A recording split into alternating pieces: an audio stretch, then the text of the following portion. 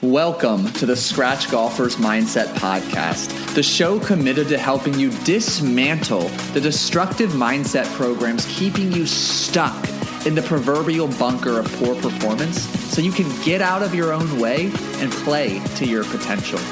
My name is Paul Salter. I'm a high-performance hypnotherapist and mindset coach with 16 years of experience helping thousands of individuals like you get unstuck. This podcast features a collection of solo episodes, conversations with Scratch and Plus handicap golfers, and masterclasses with top experts in the performance psychology space. The one goal? To help you make playing to your potential a habit. What's up, fellow golfer? Welcome back to another episode of the Scratch Golfer's Mindset Podcast. I'm your host, Paul Salter, the golf hypnotherapist, and I'm thrilled you're tuning in to another episode. And if you've been curious about where the hell my golf updates have been, you're thinking to yourself, Paul, you came out swinging for the fences to kick off the new year, talking about your journey, your roadmap, your blueprint to drop your handicap from a 23 to a 5 in the span of 12 months, and we've heard absolutely zero updates. Well, I've got some updates coming your way today. And truthfully, I've been a bit uncertain as to how to share progress and updates. I wasn't the biggest fan of the weekly recaps that I was doing every episode. I had those solo episodes early last year, every Tuesday, that were different than my Thursday episodes. I think having more time pass between updates provides juicier, but more impactful updates because more time has passed. And, this episode going live the first week in February, there's about 5 weeks in which you have not received an update on my journey to Scratch, specifically my journey to becoming a 5 handicap by the end of 2025. And to say my year has been off to an interesting start would not even come close to doing it justice.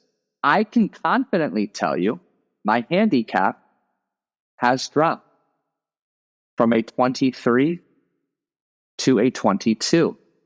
I have logged one single round in 2025. And I'm pretty sure I played that round on January 2nd or 3rd. I've played one other time that was a scramble tournament format. And to be frank, that might have been some of my best ball striking ever. I performed so well, and what I'm most proud of from that round is we were the first team to tee off. All teams are behind us at that first tee box. And I have the opportunity to kick things off, taking driver. It's a par 4. It's 380 yards.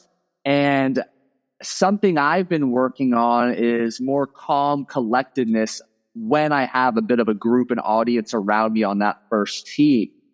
And I striped that sucker a beautiful cut, dropped down and ended up rolling out to about 285.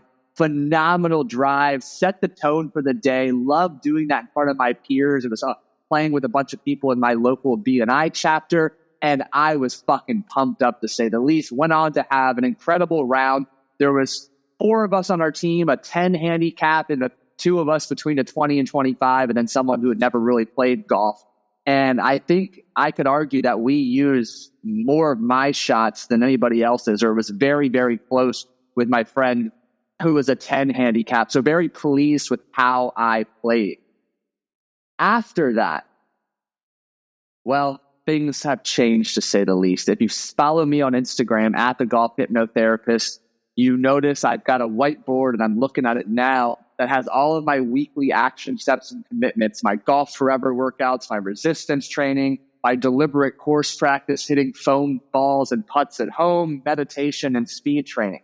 First 2 weeks of the year, I was probably 90 to 95% consistent execution.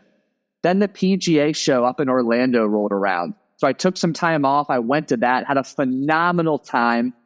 Specifically, got to spend a lot of time with Michael Leonard of Wicked Smart Golf. Awesome dude. Thoroughly enjoying the friendship we're creating. And met another great friend, Sean, I'm going to butcher your name, Sean Dykoff, who is all things golf fitness out of the Cayman Islands. Really, really great guy as well. He'll be on the podcast later this year.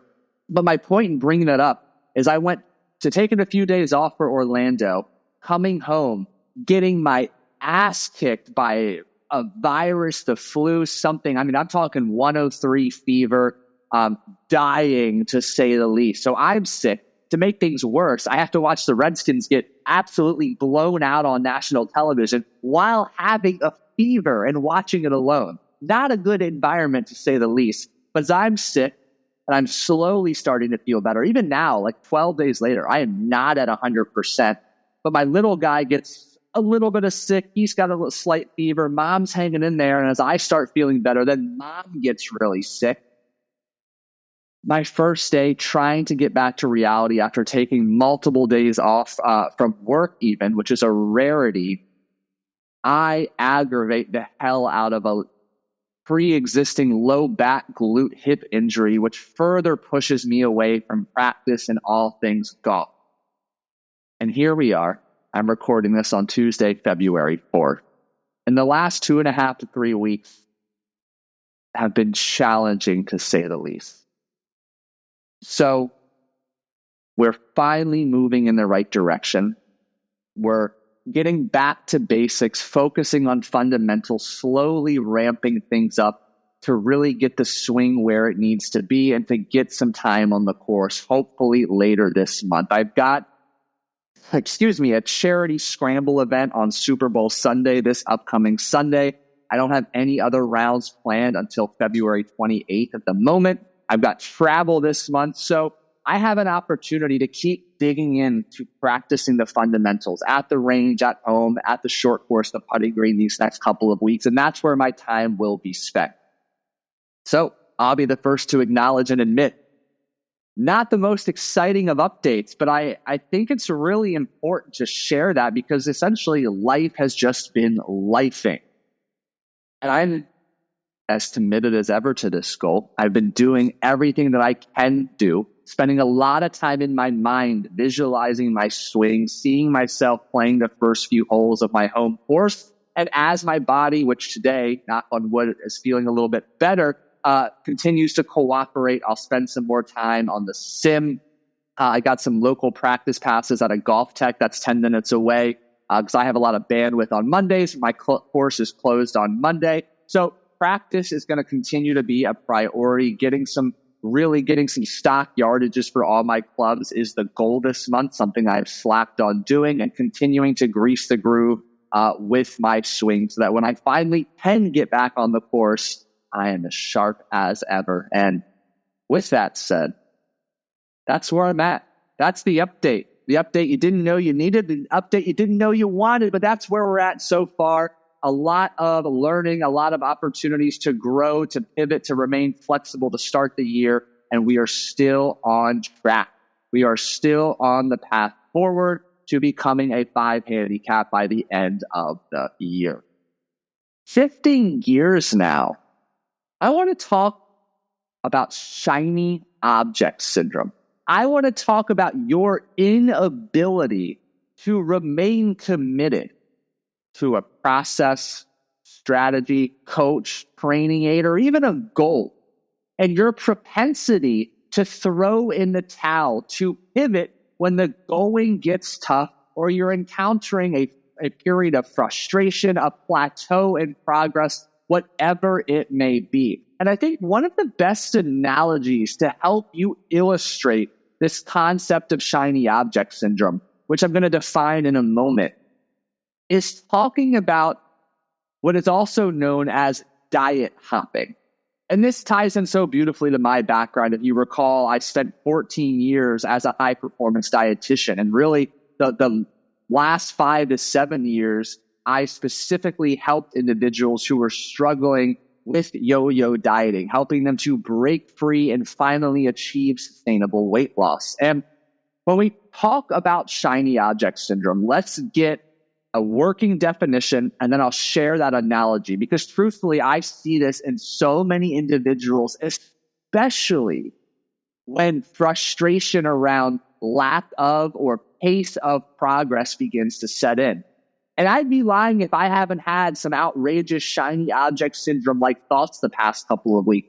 Frustrated in my training regimen, wanting to abandon ship. frustrated that I'm not already a, 10 to 12 handicap. My swing's not where it needs to be. Do I need to abandon my coach? Do I need to do this differently? Do I need to start fresh? So let's talk about what shiny object syndrome is. And in golf in particular, it's the relentless pursuit of the next best thing in hopes that it will provide the missing link to progress. It's buying a new putter, testing it out, trying it for a few rounds, becoming frustrated that you haven't dropped from 36 putts to 30 putts in a matter of a few rounds, and going back to try another putter, or changing to a claw grip, or opening your stance, or moving where your eyes are positioned over the ball. It's buying a new driver, hoping it's going to cure your slicing problem, only to find that now you're hooking the ball like crazy. It must be the driver's fault. So you start tinkering with the weights, the settings, and lo and behold, then you start using your 3-wood because your driver's broken. It's not you. It's one item, training aid, club, technique, approach, and on to the next one.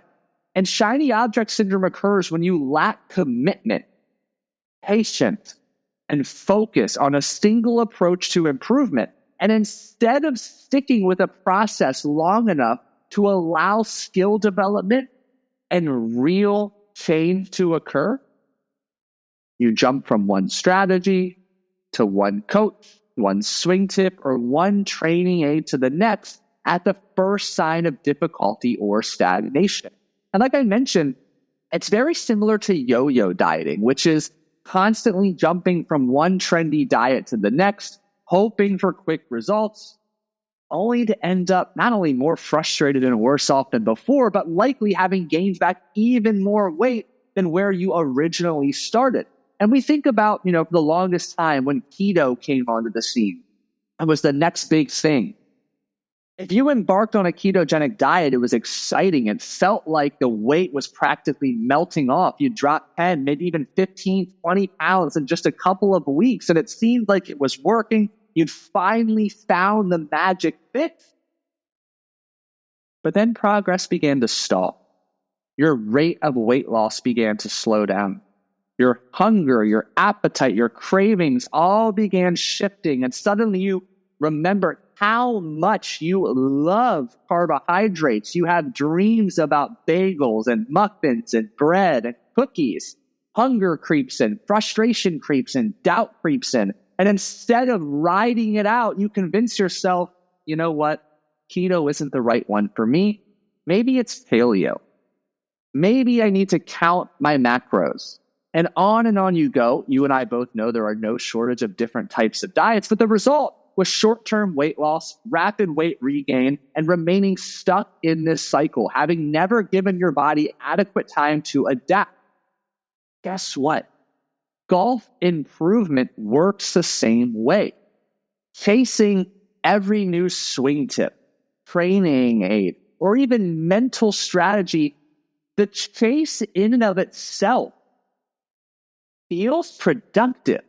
Remember, the act of consumption, the act of collecting more information leads to a massive surge in dopamine. We feel good when we consume 5 podcasts. We feel great when we've watched 15 different swing tip videos on YouTube, Instagram, or TikTok. This information consumption, it feels really good. But it prevents you from building the deep, lasting skills needed for real progress to occur. And the only way to see real change, and whether that's in your body or in your golf game, is to commit to a proven process and to stick with it long enough for the results to not only show up, but for the results to compound. Golf improvement isn't about finding a magic fix. It's about sticking to a process long enough for the results to compound. You need to know that. You need to hear that. And, part of this conversation, or this idea of this conversation, came from a conversation with one of my clients who, when we first met, was struggling mightily with 3 to 4 foot putt. to the point where he's got every putting aid under the sun in his office at home. He's tried a new putter. He's hired multiple putting specific technical coaches. He's changed his stance. He's changed his ball position. He's changed where his eyes are at, over the center of the ball or the edge of the ball, the rear of the ball. He's changed so many things. He's never allowed adequate time to pass. He's never allowed an adequate number of repetitions to be executed to give any one of these changes a fighting fucking chance to actually work. The moment he feels an inkling of frustration, a sense of a plateau, or just this approach is not working, he abandons ship. He moves on to the next one, and the next one, and the next one. And we had a really honest conversation. It was really a phenomenal and impactful coaching session, to say the least, in which he started to go back in time and kind of unpack. There was a moment in his golf career where he tried a swing tip, and in this case, a putting specific tip. He putted out of his mind that day.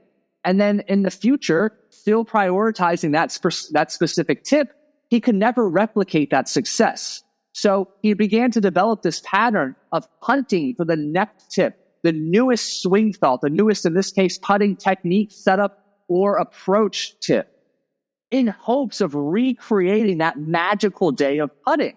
And he became addicted to this process of hunting down today's hot new tip that would hopefully lead to him putting to his expectations and standards. And he got consumed, stuck in this pattern of consumption. One training aid, one putter, one coach, one tactic, one setup or technical aspect, over and over, hopping from one to the next. And then, this is where we went even deeper, he began to become aware of and acknowledge that he has credibility bias, which, to be frank, we all do. And what I mean by that is he would, consume a bunch of content online, and he'd see, this guy is the coach for people who struggle with putting, or this guy is the best putter on the PGA Tour. And he would just absorb all of the information an individual said and try to put all of these new tactics into place.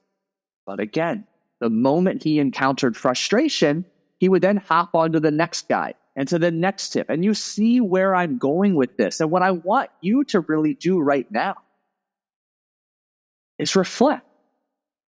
Where in your golf game are you guilty of moving on too quickly before allowing adequate time and an adequate number of repetitions to have passed to give said strategy, tip, coach, or approach a fighting chance to pay off productively? Where are you guilty of being impatient, letting emotions such as frustration, doubt, and lack of trust enter the driver's seat of your decisions and action? Hey, let's cut through the bullshit. You know what to do to improve your game. You don't have an information problem. You have a mindset problem.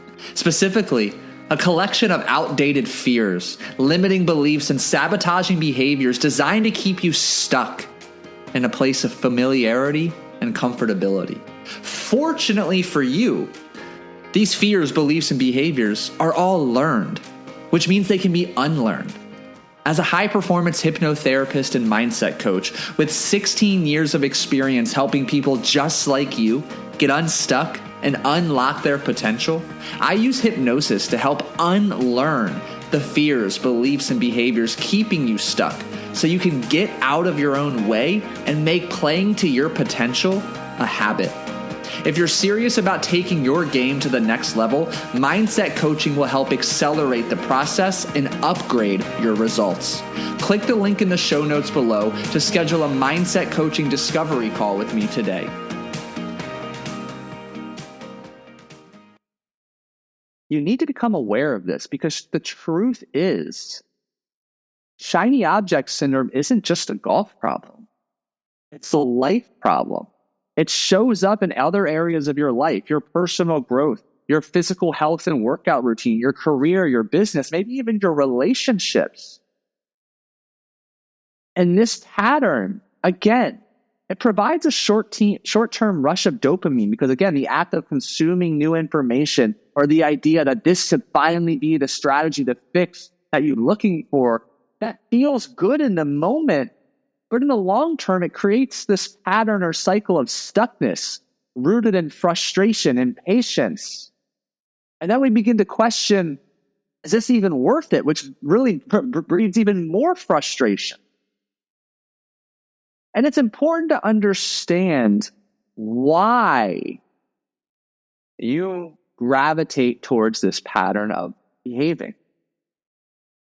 And the way that I worked through this on my own, and I work through this with my clients, is by beginning to ask the question, how is this shiny object syndrome, this propensity to hop from one tip, tactic, training aid, coach, or swing thought to the next so quickly, so impatiently, how is it helping? What is it protecting you?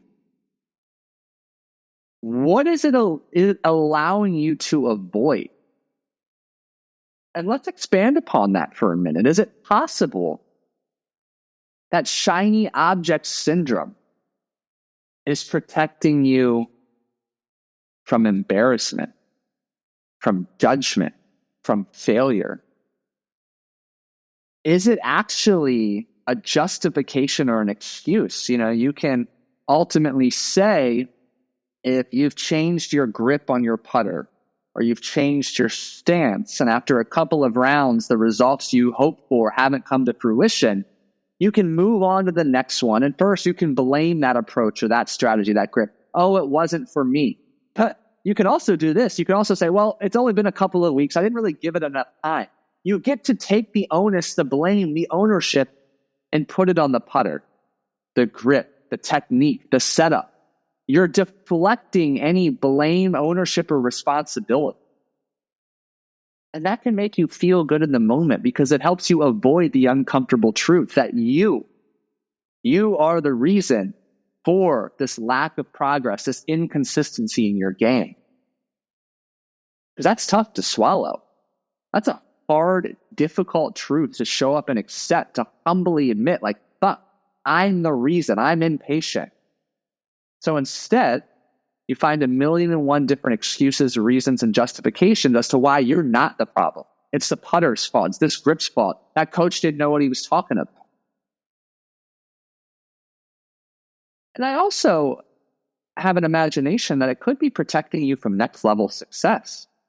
Because if you're phenomenal off the tee box, and I'm just going to roll with this putting example, if you're an excellent ball striker with your irons, short and long, but you are prone to three putting, and if you could get your average number of putts from 36 to 38 down to 30 to 32, you'd be a scratch golfer, you'd be competitive at your country club. But that scares the living shit out of you because who are you? Who is this new identity when you go to kind of, middle of the pack in your club championship or any tournaments at your club to suddenly competing for the top spot?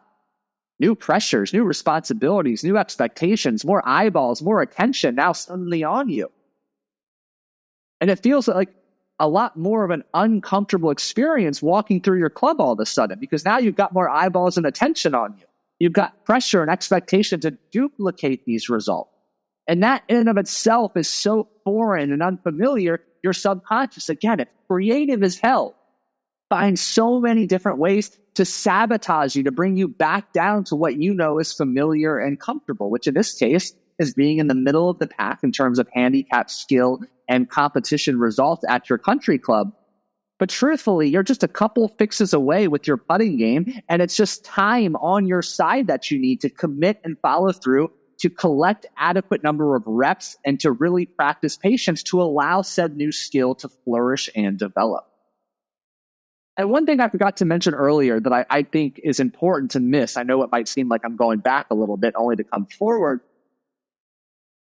Most people don't have a working understanding of how skill development occurs. And I've written about this extensively in the past. It's called the conscious competency model of learning. It's also called the adult learning model.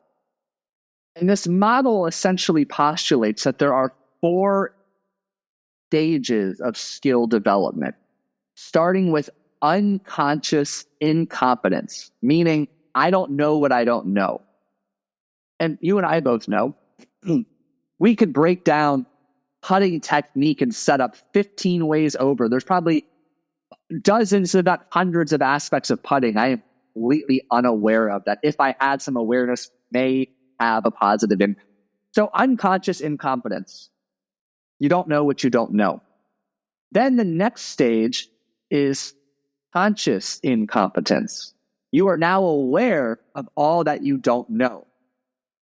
So we've gained some knowledge, we've gained some awareness. And the next one is conscious competence, meaning now you're aware of what to do, you're aware of how to do it to achieve a newfound desired result. But you have to really think hard about all of the steps necessary. And one easy example, different from putting, is let's say that your natural flight path is a fade. And you're working hard to learn how to create different shot shapes. And you have to really be methodical, patient, deliberate, intentional in every aspect of your grip and your setup and your swing path to hit a draw. You're aware of how to do it. You've shown yourself you can do it, but it requires a lot of mental and energetic bandwidth. And ultimately, we get to the 4th stage of skill development, which is unconscious competence. You're competent, you know what to do, and it's like you don't even have to think about it. It happens automatically, it happens unconsciously. It takes time. It takes an extended number of repetitions, among many other things, to help you move through those 4 stages.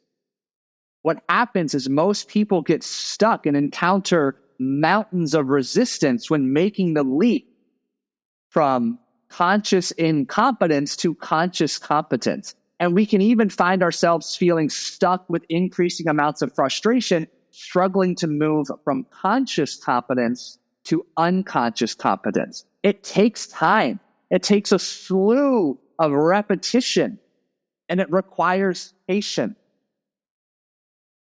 There are so many things you can do to speed up or accelerate this process. And that's where having a mindset coach and a high-performance hypnotherapist on your team can go to great lengths to help further accelerate and ingrain the new skills you're learning. But there's no shortcut approach. You still have to put in the time. And if you only put in a couple of days, a couple of rounds, or a couple of weeks with the said new tactic as your focus, and you're expecting it to suddenly happen automatically, your expectation is so far removed from reality. And I've talked about this numerous times. When there's a gap between expectation and reality, that gap invites feelings of frustration, doubt, uncertainty, anger, regret, guilt, and all of those sabotage the effort needed to help you move forward and solidify this new skill. So important you're aware of that. Very important you're aware of that. So as we close out this episode, let's talk a little further about how to overcome shiny object syndrome. And it's worth mentioning that tomorrow, I forget the date, I think it's the 7th, I have the edition of the weekly More Pars Than Bogeys newsletter will further break down this concept for you. So if you're someone who enjoys reading to learn, that's a great resource for you as well. But we talked about the adult learning model, the process of skill development. We need to focus and commit to the process, not just the outcome. You need to shift your focus from immediate results to long-term skill development, accepting that frustration, mistakes, setbacks, these are not only part of the learning process, they can be catalysts for growth if you choose to see them that way. The best golfers you know don't avoid struggle, mistakes, and challenges. They're the ones who push through them and use them as learning opportunities to get better. Perhaps most important when it comes to combating your propensity to fall victim to shiny object syndrome is the need to develop strategic tunnel vision. And I used this with my weight loss clients back in the day. I think it's a beautiful framework and analogy for all aspects of the golf game that you're trying to improve, excuse me. But when I used to work with my weight loss clients and we got what I would call their foundational eating habits, their nutritional blueprint in place, I would task them with going through their social media and eliminating any and all profiles and accounts that had to do with diet tips and weight loss strategies, because it would continue to infiltrate their mind with so many conflicting results. And where the golf swing and weight loss are very similar is there's 1,000,001 different ways to lose weight and keep it off, 1,000,001 different diets, if you will. Just like there are no shortage of ways to swing a golf club effectively, what matters most is building it unique to you so that it's consistent, effective, and sustainable.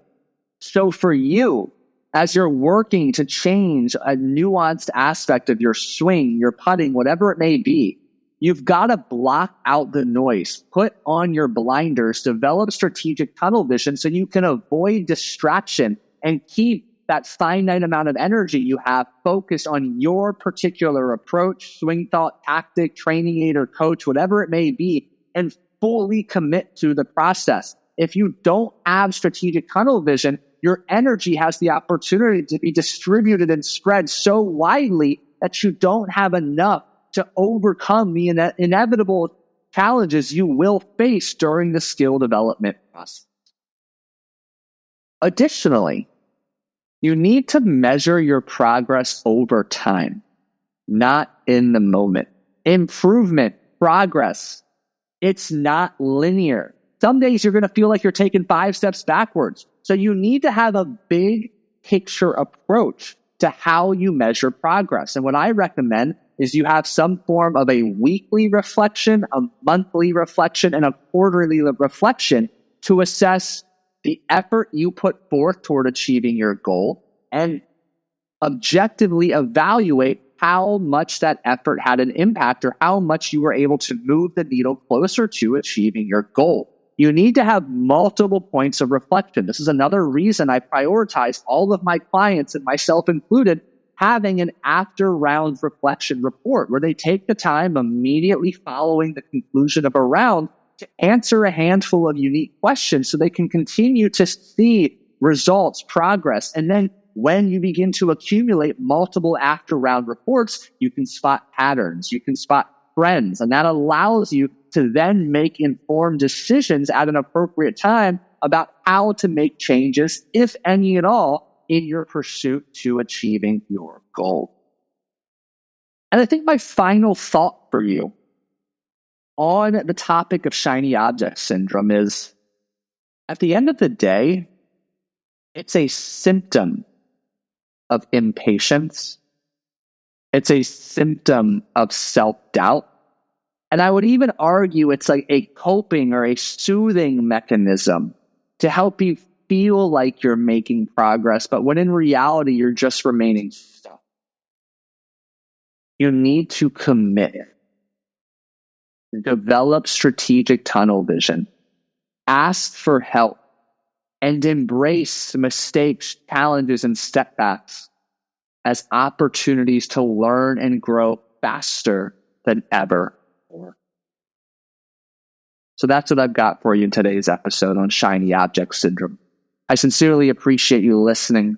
I encourage you to listen again or check out the edition of the Pars and Bogies newsletter that goes live tomorrow to further wrap your head around just how destructive this swing thought hopping, training aid hopping, coach hopping approach you've been taking is, and how it's just keeping you stuck, unable to move forward, and what you can do about it to develop stronger commitment, patience, focus, and tunnel vision to get out of your own way and truly reap the rewards of the consistent hard work you're putting in. I thank you so much for listening to today's episode. If you found it valuable, take 30 seconds, leave a genuine rating review on Apple Podcasts, Spotify, wherever you are listening to today's show. Commit to your one thought your one training aid, your one coach, your one new piece of equipment this weekend. Hit them straight, have fun, and I'll catch you in the next episode.